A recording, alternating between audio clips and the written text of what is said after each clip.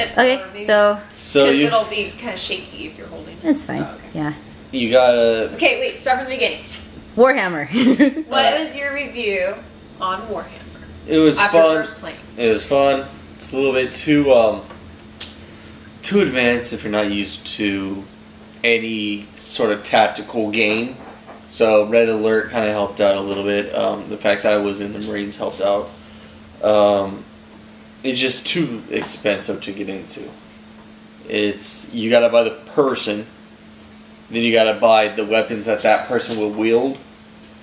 So you can't just buy the person and that person's Holding like a gun holding or a knife or something. That person's always a gun wielder. If you put something else in his hands, he uses that something else. Oh, There's a lot too much. Interchangeable. It's a lot just too much time into it.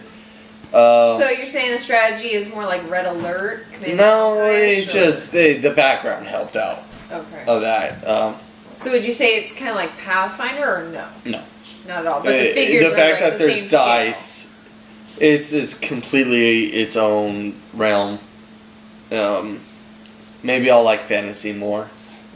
Because there's a Warhammer and then there's the fantasy version, yeah, where they have elves and things like that. Yeah, and I guess Warriors. it's more melee based than this one that's obviously shooter based. But I don't know how many different armies are. I use Space Marines, which is pretty broken it seemed, and how many armies do you have on one side? It depends on the point system. I guess the way he was explaining it is you have to have a warlord and 2 troops, and then other miscellaneous items to fill up your point like buy. A tank and stuff. And I guess there's a point buy system. He did all that for me, so I never really got into it. But yeah, it was a fun game. If it was less expensive, I would be able to get into it, or if I had a lot more time on my hands, I'd get into it.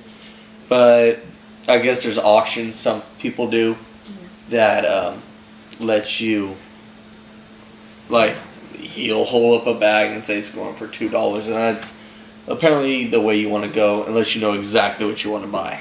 Gotcha. How long does the game usually last? Like, how long was your first game? Our game was an hour and a half or so on a they're small pretty- map. So it's a pretty long. It's a long game. Long game. Yeah, and they have tournaments with cash prizes. Right now, Gamers Guild is doing something to where if you qualify in the top 3, they're going to pay your way to go to Denver for the national convention.